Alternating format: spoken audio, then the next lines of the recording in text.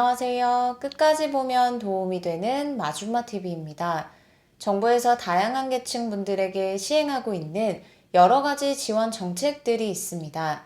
계층별로 받을 수 있는 지원 내용이 조금씩 다르고 지원을 받기 위해서 충족해야 하는 지원 요건도 다릅니다. 여러 지원 정책들이 있지만 오늘 전해드릴 내용은 누구에게나 살면서 한 번쯤은 꼭 필요한 지원 정책입니다. 나에게 필요할 수도 있고 부모님, 자녀 등 가족들이 지원을 받으면 큰 도움이 될 수 있는 정책이니 많은 분들이 미리 잘 알고 계시면 좋을 것 같습니다.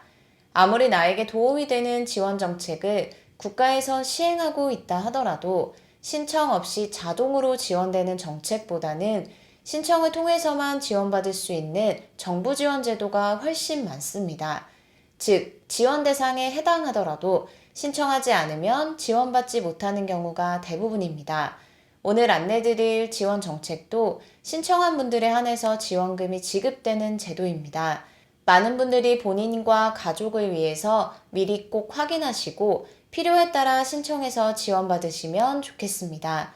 그런 관련 내용이 궁금하신 분들은 오늘 영상도 끝까지 봐주세요. 살면서 필요하다고 느끼는 지원은 사람마다 조금씩 다를 수 있습니다.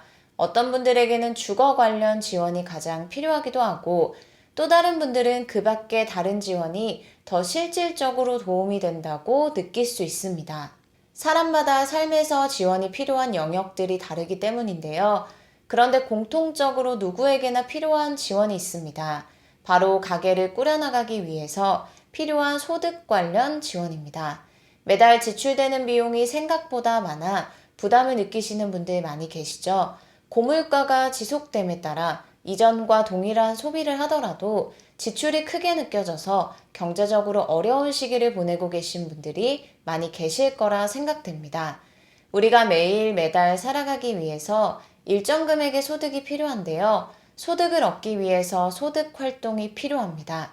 직장에 취업을 해서 일을 하게 될 수도 있고 본인만의 사업을 꾸려나가는 경우들도 있습니다. 어떤 일을 통해서든 소득 활동을 할 때 누구에게나 가장 중요한 것이 있는데요.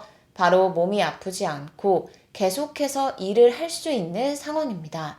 살다 보면 누구나 예기치 않게 질병, 부상이 생길 때가 있습니다. 업무 도중에 발생하는 질병이나 부상도 있지만 업무와는 관계없이 생기는 질병과 부상도 있습니다. 이럴 때 가장 많은 분들이 걱정하시는 것 중에 하나가 소득 활동이 중단되는 것입니다. 소득 활동을 하지 않아도 생활하는 데 무리가 없으면 다행이지만 대부분 며칠 혹은 한 달 등 일을 쉬게 될 경우 당장 경제적인 부담을 느끼는 경우가 많습니다. 경제적인 부담을 느끼다 보니 제때 치료를 받지 않고 미루는 등 치료 시기를 놓쳐서 건강이 악화되는 상황이 생길 수도 있습니다. 정부에서 업무 이외에 질병이나 부상이 생겼을 때 근로자가 건강을 회복하는 치료에 집중할 수 있도록 소득을 보전해주는 제도가 있습니다. 일정 금액의 수당을 지급해서 소득 활동이 중단됨에도 불구하고 생활을 이어가는 데 부담을 덜어드리고 치료에 집중할 수 있도록 하는 제도인데요. 22년 7월부터 현재까지 다양한 지역에서 시범사업을 시행하고 있습니다. 22년 7월 1단계 시범사업, 23년 7월 2단계 시범사업, 24년 7월 3단계 시범사업 시행을 앞두고 있는데요. 올해 7월부터는 새로운 시범 지역들이 추가되면서 더 많은 분들이 국가로부터 업무 외 질병, 부상에 따른 일정 금액의 지원금을 지급받을 수 있게 되었습니다. 1일 47,560원을 지급하는 상병수당 제도입니다. 1단계, 2단계 시범사업이 시행된 이후로 해당 제도를 통해서 9,774건의 상병수당이 지원 대상 분들에게 지급되었습니다. 1인당 18.5일 84만 7천 원의 상병수당을 지급받았다고 합니다. 상병수당을 지급받은 분들의 연령은 50대가 가장 많았고 그 다음은 40대, 60대, 30대, 20대, 10대 순입니다. 이분들의 주된 질병이나 부상은 목, 어깨 등 손상 관련 질환이 가장 많았고 그 다음으로는 근골격계 관련 질환입니다. 치료를 받기 위해서는 그 기간 동안의 소득 감소가 불가피한데요. 대상에 해당되시는 분들이 상병수당 제도를 통해서 일정 금액의 소득을 지원받으셨다고 합니다. 올해 2024년 하반기에는 3단계 시범사업 시행을 앞두고 있습니다. 7월에 3단계 시범사업 시행 예정이며 대상 지역을 지금보다 확대합니다. 올해 시행 예정인 상병수당 3단계 시범사업은 요양 방법과 상관없이 업무의 질병, 부상으로 일을 하지 못한다고 판단되고 그 기간 동안 수당을 지급하는 방식으로 시행됩니다.